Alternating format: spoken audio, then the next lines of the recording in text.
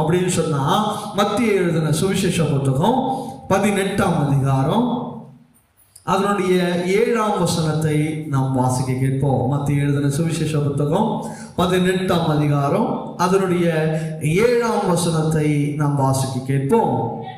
இடர்களின் நிமித்தம் உலகத்துக்கு ஐயோ, இடரல்கள் வருவது அவசியம், ஆனாலும் எந்த மனுஷனால் இடரல் வருகிறதோ அவனுக்கு ஐயோ. ஹல்லேலூயா. இரண்டாவது, ஒரு மனுஷனுக்கு இடரல் வருகிறது நல்லது. நல்லா புரிஞ்சுக்கோங்க. உங்களுக்கு ஒரு கஷ்டம், இடரல், ஒரு துன்பம், உங்களை இது பண்றதுக்கு எவனாவது இடரலா இருக்கிறான்னு சொன்னா அது அவசியம். ஏன்னா அவன் நிமித்தமா நீ கர்த்தரை தேட போகிற. ஒரு மனுஷன் மட்டும் சொல்லிட முடியாது. ஒரு இடரல், ஒரு வியாதியா இருக்கலாம், கடன் பிரச்சனையா இருக்கலாம், உங்க போராட்டமா இருக்கலாம், உங்க துன்பமா இருக்கலாம், துயரமா இருக்கலாம், அதை வேணாலும் இருக்கலாம். ஆனால் ஆண்டவர் சொல்றாரு பாருங்க, அது உங்களுக்கு அவசியம். இடரல் வருவது அவசியம். ஆனால் எவனால அந்த இடரல் வருதோ அவனுக்கு அது ஐயோ. ஒருவேளை உங்களுக்கு இடரல் வந்துச்சு அப்படின்னு சொன்னா நீங்க அதை சந்தோஷமா ஏற்றுக்கொண்டு அதை கடந்து வர்றது பாருங்க. ஆனால் உங்களுக்கு இடரல் உண்டாக்குறதுக்கு ஒரு மனுஷனோ ஒரு மனுஷியோ இருக்கிறாங்க பாருங்க, அவங்களுக்கு ஆண்டவர் சொல்றார், யாரு? ஐயோ அப்படின்னு சொல்றார் இல்லையா? நாம அடுத்தவங்களுக்கு இடரல் உண்டாக்க கூடாதுன்னு சொல்லி ஆண்டவர் நமக்கு திட்டவட்டமாய் சொல்லுகிறார். ஹல்லேலூயா.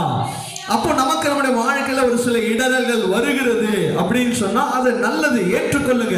ஆண்டவர் ஏதோ ஒரு காரியத்தை செய்ய போகிறார் என்று சொல்லி இன்னைக்கு உங்க சமூகத்துல நான் இன்னைக்கு உட்கார்ந்து பிரசங்கித்துக் கொண்டிருக்கிறேன், நின்று கொண்டு பிரசங்கித்துக் கொண்டிருக்கிறேன் என்று சொன்னா என் வாழ்க்கையில ஒரு 1.5 வருஷத்துக்கு முன்னாடி வந்ததான ஒரு இடரல் தான் இன்னைக்கு நான் உங்க முன்னாடி உட்கார்ந்து பிரசங்கம் பண்ணிட்டு இருக்கிறேன். ஹல்லேலூயா. இல்லைன்னா நானும் இன்னைக்கு ஒரு மாச சம்பளத்துக்கு என்ன பண்ணி கொண்டு இருப்பேன், வேலைக்கு ஓடிட்டு இருப்பேன்.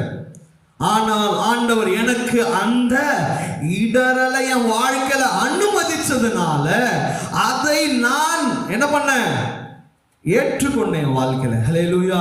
அந்த இடரல் நிமித்தமாக ஆண்டவர் எனக்கு சொல்ல வேண்டிய காரியத்தை எனக்கு என்ன பண்ணாரு, சொன்னார். அதே போலதான் உங்களுக்கு ஒரு சில காரியங்கள் வரும், ஆண்டவர் அனுமதிப்பார். அந்த இடரல்களின் நிமித்தமாய் ஆண்டவர் ஒரு சில காரியங்களை உங்களுக்கு என்ன பண்ணுவாரு, கற்றுக் கொடுப்பார்.